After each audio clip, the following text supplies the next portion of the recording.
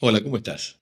Bienvenido a otro estudio más de nuestra escuela de servicio, el lugar donde nos preparamos para la tarea maravillosa que Cristo nos ha encomendado, el poder trabajar para Él, para su reino. Y este módulo de nuestra escuela de servicio tiene que ver con un tema muy importante que se llama la libertad de la cruz. Es un tema central en nuestra fe y del que tenemos que aferrarnos porque es una palabra victoriosa, una palabra liberadora para nuestras vidas.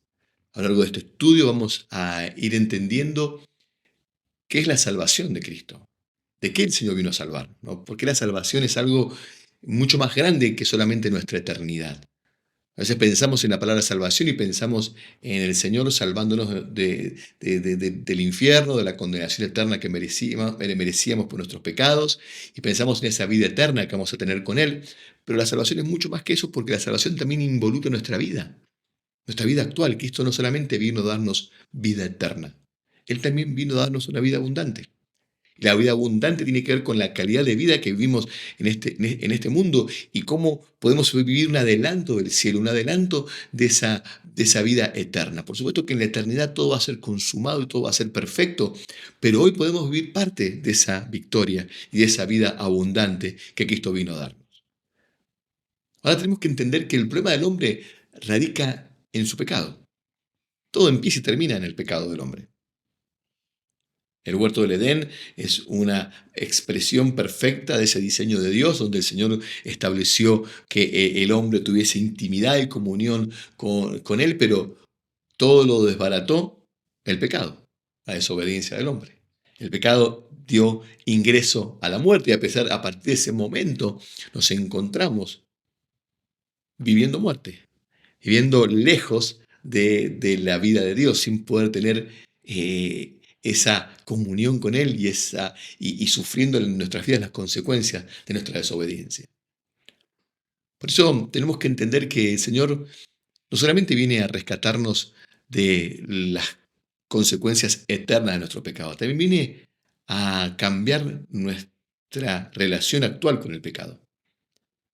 Para que lo entiendas de una manera más gráfica, es como si hoy estuviésemos en un naufragio flotando en el mar y alguien nos arroja un salvavidas.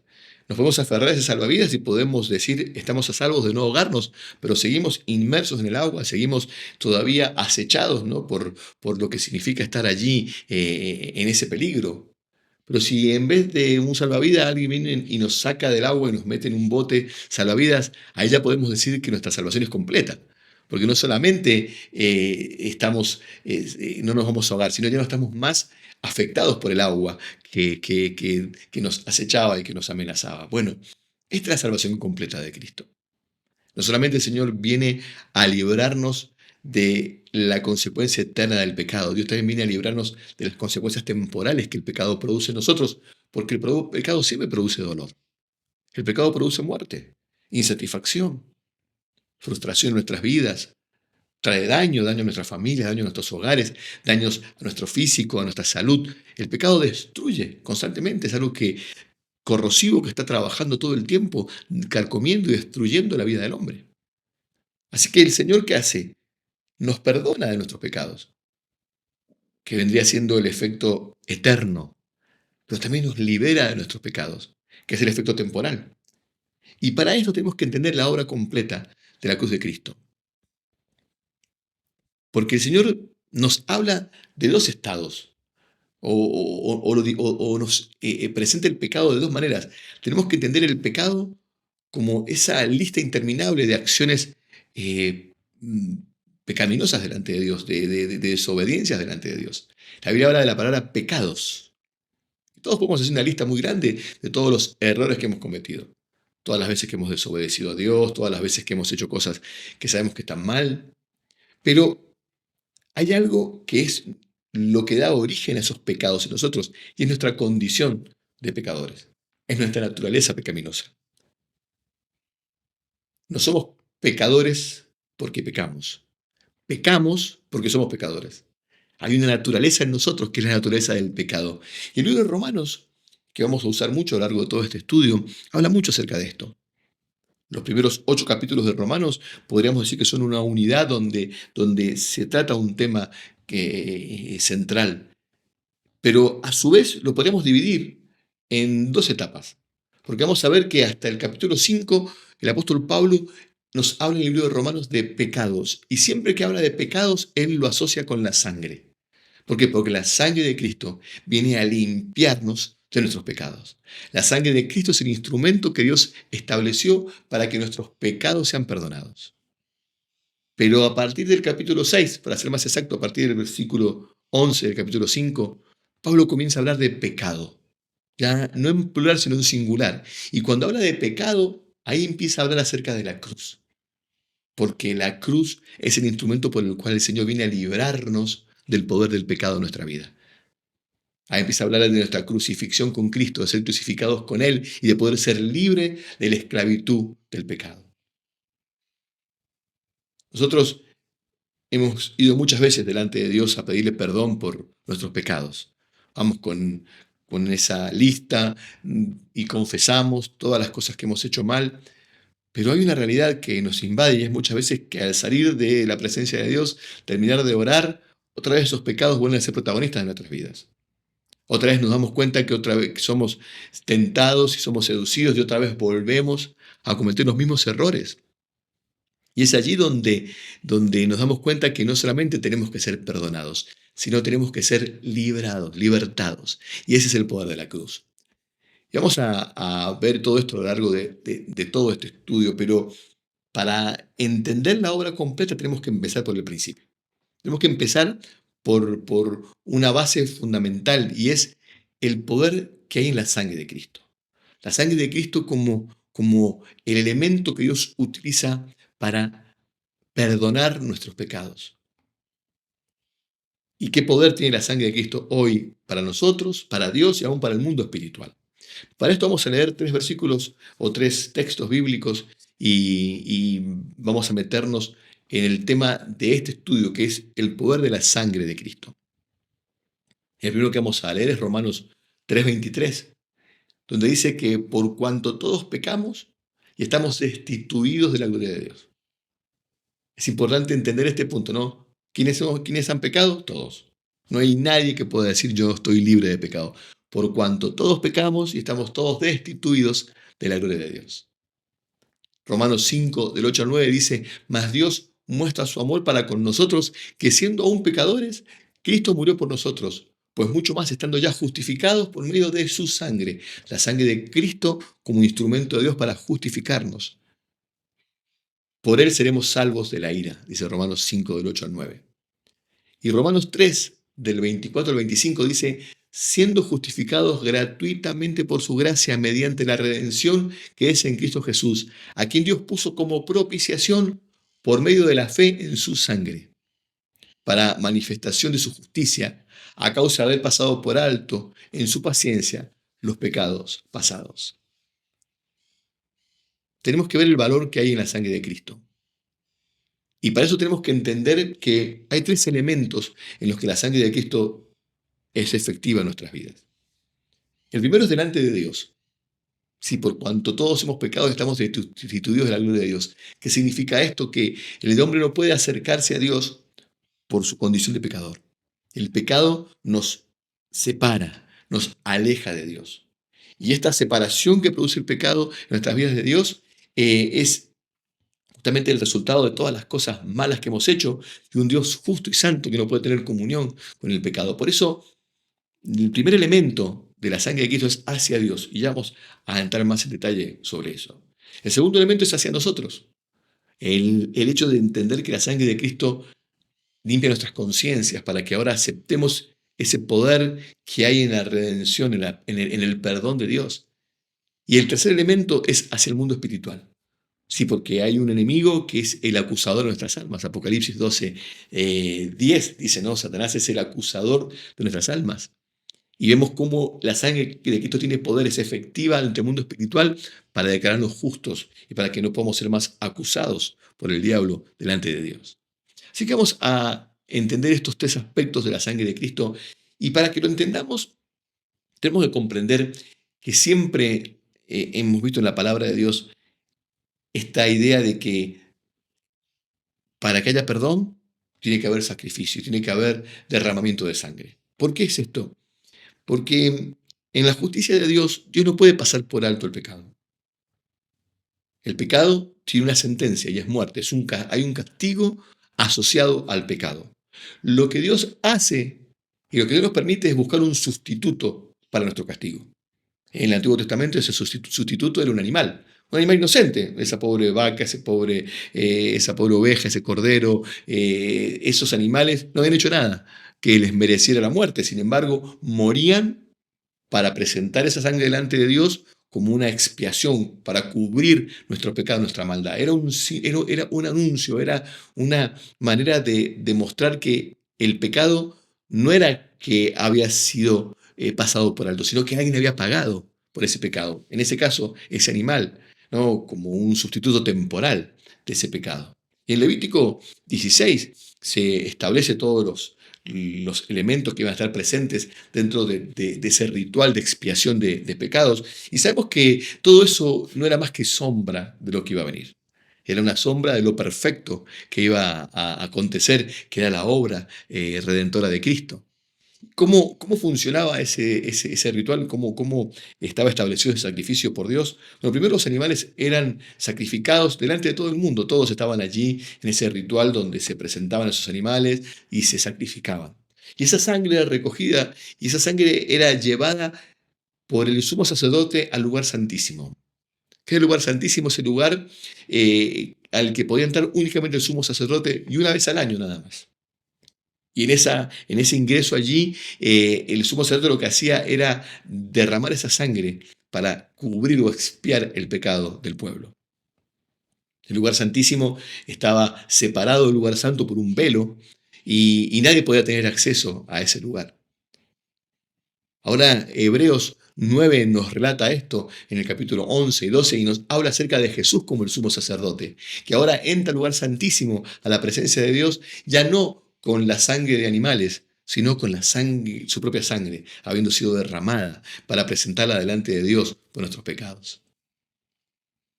Ahí vemos el poder que tiene la sangre de Cristo delante de Dios. Otro ejemplo que podemos tener claramente de esto está en el libro de Éxodo, en capítulo 12 y 13. Vamos a ver que allí se presenta en la fiesta de Pascua y otra vez vemos el símbolo, un cordero que es sacrificado, que representaba la obra de Cristo. Y ese cordero justamente, Jesús como el Cordero de Dios, muere en la fiesta de Pascua. Ahora, en ese ritual, ¿qué se hacía? La sangre de ese cordero se utilizaba para marcar los dinteles de las casas de los hebreos allí en Egipto. Y literalmente el Señor dice, y veré la sangre en los dinteles y pasaré de vosotros. O sea, voy a pasar por alto, ¿no? Esas casas en esa visita del ángel de la muerte que visitó a todos los primogénitos de Egipto. Por eso la palabra Pesaj quiere decir pasar por alto. Eso es lo que significa la palabra Pascua. Otra vez vemos que la sangre acá tiene poder, pero ¿para quién? Para Dios. Porque ¿quién veía la sangre? Dios. Y esa sangre era un símbolo que Dios miraba para pasar por alto la casa de cada uno de esos judíos. ¿Qué tenemos que entender nosotros hoy? Que la sangre de Cristo tiene poder delante de Dios. No porque no tengamos pecados o no porque no nos hayamos equivocado, sino porque alguien pagó por nosotros. ¿Qué significa la sangre de Cristo derramada en la cruz? Que Cristo pagó y ocupó nuestro lugar. El castigo de nuestra maldad fue sobre él. Por eso Cristo sufrió todo lo que sufrió en esa cruz del Calvario. Por eso sus palabras de agonía eran, Padre mío, ¿por qué me has desamparado? Porque él sintió aún el abandono de Dios, esa ruptura de esa comunión que Jesús tuvo perfecta con el Padre todo el tiempo. En el momento de la cruz, él sintió cómo esa comunión se rompió, porque estaba sufriendo en ese momento el castigo que todos nosotros merecíamos por nuestro pecado. Por eso Cristo el Señor al mirarnos, no mira nuestros errores, no mira nuestra maldad, mira la sangre que Cristo derramó en esa cruz del Calvario. Y esa sangre es suficiente delante de Él para declararnos justos, para declararnos perdonados. No porque nosotros seamos perfectos, sino porque Cristo es perfecto y Él lo pagó por nosotros. ¿Qué involucra esa sangre de Cristo? Todos nuestros pecados. Los que cometimos, los que podemos cometer ahora y los que cometeremos hasta el día de nuestra muerte. Todos nuestros pecados ya están dentro de esa obra redentora y todos han sido perdonados. Y ese es nuestro estado delante de Dios, perdonados, redimidos delante de Él. Ahora, el pecado tiene un efecto doble, porque no solamente afecta nuestra relación con Dios, también nos condena a nosotros. Por alguna razón, nosotros antes vivíamos sin conciencia de nuestro pecado, desobedecíamos, hacíamos cosas mal delante de Dios y no nos sentíamos culpables, pero cuando nuestros ojos fueron abiertos y hemos recibido vida de parte de Dios, ahora somos conscientes de nuestro pecado. Y ser consciente de nuestro pecado también nos lleva a sentirnos culpables. Y la culpa está asociada muchas veces con nuestra fe. Pero como nos sentimos culpables, y nos sentimos que hemos desobedecido a Dios, nos sentimos inmerecedores del favor de Dios, en ese estado en el que nuestra fe se altera y no nos acercamos con confianza delante de Dios, nos acercamos en realidad esperando el castigo, esperando ese juicio de parte de Dios, porque hemos desobedecido, porque nos hemos equivocado. Y es allí donde la sangre de Cristo tiene que tener poder ahora para nosotros. Y tiene el poder de limpiar nuestras conciencias. Hebreos 10:2 dice, purificados los corazones de mala conciencia por medio de la sangre de Cristo. La sangre de Cristo nos purifica nuestros corazones de mala conciencia. Ojo, es importante que aclaremos esto porque ya vamos a profundizarlo a lo largo de este estudio. No es que la sangre de Cristo pueda limpiar nuestros corazones, o sea, sacar el pecado de nuestros corazones, no. Nuestros corazones tienen un solo trato delante de Dios. Nuestros corazones no pueden ser mejorados por Dios. Nuestros corazones están sentenciados, como nuestra carne, a la muerte. La palabra de Dios dice que es engañoso y perverso sobre todas las cosas el corazón del hombre. Jeremías 17:9. Pero el Señor va más allá. Y el Señor nos presenta que la solución para nuestros corazones no es el ser cambiados, sino en el sentido de ser mejorados, sino que Dios viene a poner un corazón nuevo en nosotros. Es maravilloso. Ezequiel 36, en el versículo 26, dice que os daré un corazón nuevo y pondré un espíritu nuevo dentro de vosotros. Es maravilloso porque el Señor viene a cambiar nuestros corazones, porque la sentencia para lo que somos es la cruz. No hay nada bueno en nosotros. ¿Por qué quiero aclarar esto? Porque quizás nos confundimos cuando dice purificados los corazones de mala conciencia. Pensamos que la sangre de Cristo puede cambiar nuestro corazón. No, la sangre de Cristo no puede cambiar nuestro corazón. Nada puede cambiar nuestro corazón, excepto Dios arrancándolo y poniendo un corazón nuevo. Y es la obra maravillosa que vamos a ver acerca de la libertad gloriosa de la cruz. Pero sí puede hacer algo y es limpiar nuestras conciencias. Y esto es sumamente importante, porque cuando nosotros limpiamos nuestra conciencia, podemos tener una relación más efectiva con Dios, porque nos damos cuenta de que ya no nos sentimos condenados ni culpables, sino que sabemos que ahora hemos sido justificados delante de Dios. Esto tiene que ver con cuál es el acceso que tenemos a la presencia de Dios, cómo nos acercamos delante de Dios. Y la única manera en que nosotros podemos acercarnos delante de Dios es por medio de la sangre de Cristo. No hay otra manera. La sangre de Cristo es la que abrió el camino y la que nos mantiene permanentemente para acercarnos delante de Dios. Nunca habrá otra base sobre la cual yo me pueda acercar a Dios que no sea la sangre de Cristo, o sea, el perdón y la redención que hemos recibido en Cristo Jesús. No hay otra base. Y quiero explicar esto porque por algunos momentos creamos nosotros unas bases de justicia propia, podríamos decir, los argumentos por medio de los cuales nos sentimos justificados y por medio de los cuales nosotros procuramos acercarnos delante de Dios ahora por las obras que hemos hecho. Es como si ahora estuviésemos confiando en que si esta semana venimos haciendo las cosas bien, podemos acercarnos a Dios. Es decir, bueno, no, esta semana oré mucho, ayuné, busqué a Dios, tuve más vida espiritual, más relación con Dios. Bueno, ahora me siento que puedo estar más cerca de Dios. O, por ejemplo, el hecho de sentirnos que esta semana no hemos cometido tantos errores, no vi ninguna cosa fea por internet, no me peleé con mi esposa, no me peleé con mis padres. Bueno, esta semana me siento que tengo más acceso, puedo ir más seguro a la confianza, a la presencia de Dios. Y eso es un error terrible, porque si es así, estamos confiando en nuestras obras. Y el Señor nos ha llamado a no confiar en nuestras obras.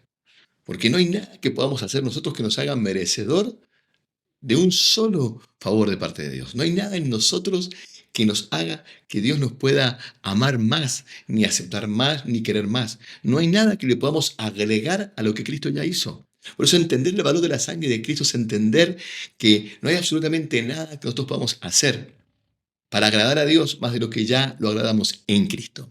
Sí, porque el Señor nos mira a través de su sangre, la sangre de su Hijo derramada en esa cruz, y a partir de ese momento nuestros pecados son perdonados, somos amados, somos hijos aceptos delante de Él, somos merecedores de toda su bendición, no en nuestros méritos, sino en los méritos de Cristo. Y es sumamente importante que entendamos esto porque claro, cuando nos sentimos que hemos hecho las cosas bien, sentimos que Dios nos va a bendecir, que Dios nos va a escuchar, que ahora sí vamos a poder recibir lo que le estamos pidiendo a Dios. Y cuando sentimos que hemos hecho las cosas mal, es que Dios no me va a escuchar, es que Dios no me quiere cerca de Él. Dios no nos mira a través de sus ojos humanos. Dios nos mira a través del poder de su sangre. Y esa sangre es suficiente para que nuestros pecados sean perdonados, para que seamos justificados delante de Él y podamos tener una relación preciosa y perfecta en su presencia.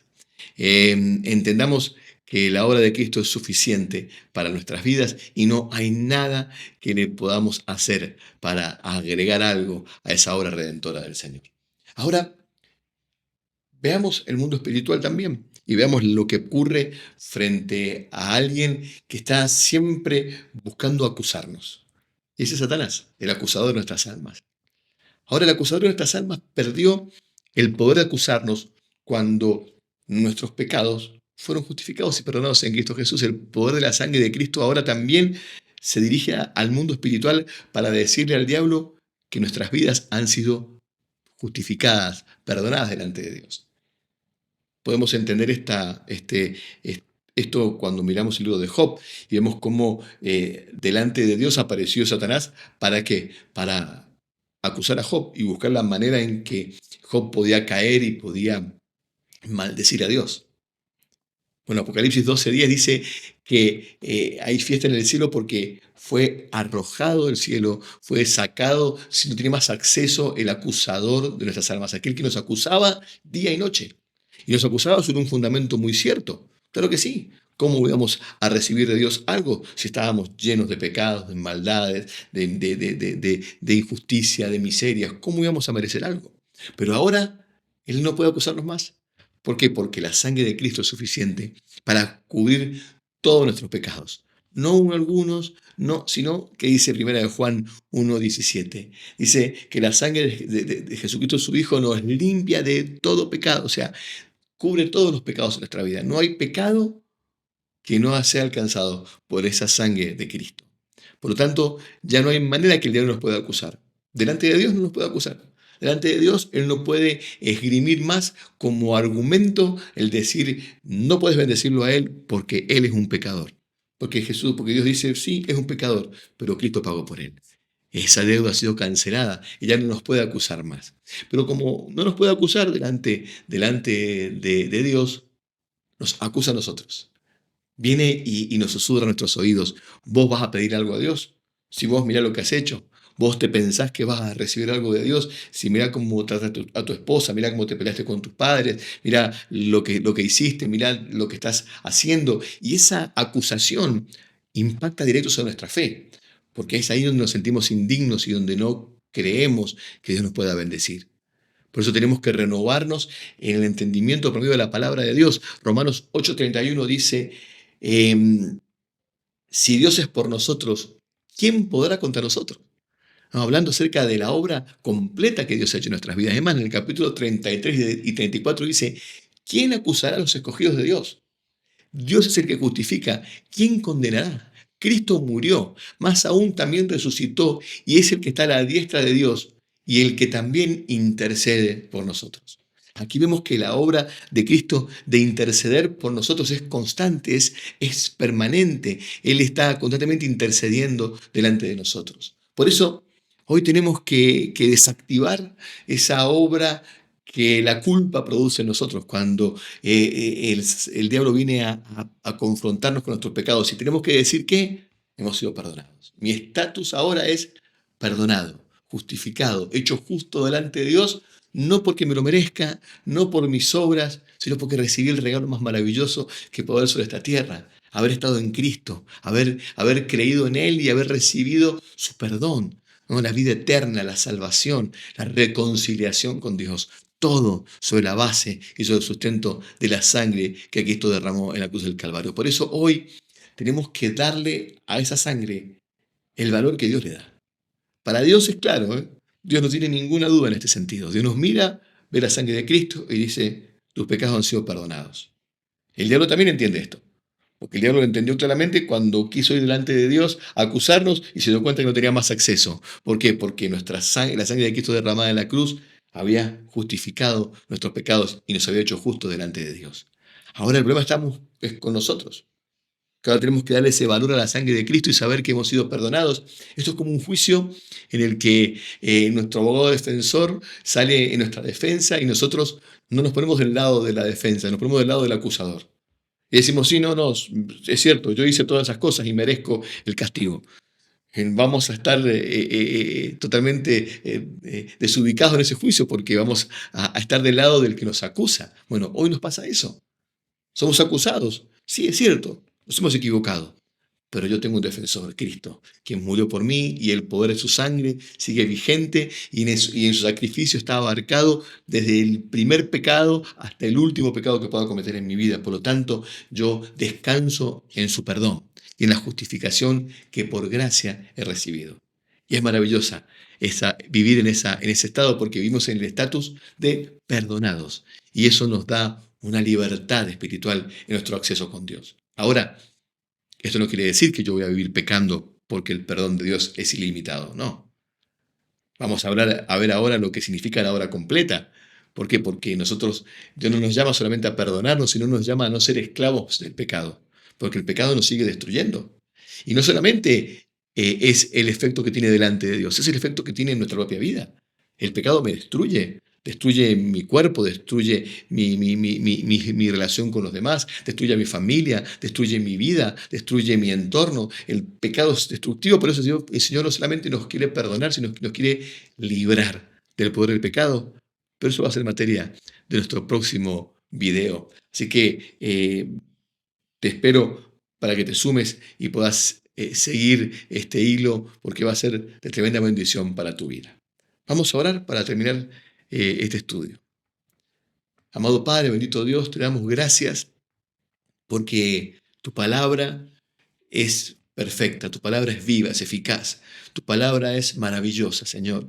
Y podemos entender en tu palabra el poder que hay en esa sangre que derramaste en la cruz del Calvario por nosotros. Gracias porque en tu sacrificio tenemos vida. Gracias porque en tu muerte tenemos perdón, Señor, y porque hoy podemos vivir en ese nuevo estado de perdonados. Porque tu sangre es suficiente, Señor, hoy para cubrir toda nuestra maldad y para podernos permitir hoy vivir una vida como hijos, hijos amados, hijos perdonados, hijos justificados. Gracias, Jesús, porque vos pagaste en esa cruz por nuestros pecados y hoy podemos tener tu perdón. Oramos en el nombre de Jesús. Amén. Bueno, hermanos, gracias por acompañarme en este video y te recuerdo que al finalizar este video vas a encontrar en ese formulario de donde estás viendo este video toda una serie de preguntas. Son preguntas que te ayudan a reforzar algunos conceptos y al terminar esas preguntas tenés que colocar enviar. De esta manera queda registrado que vos estás haciendo este curso que es obligatorio y fundamental para todos los que servimos al Señor en nuestro ministerio Renacer. Bueno, Dios te bendiga. Nos vemos en el próximo video.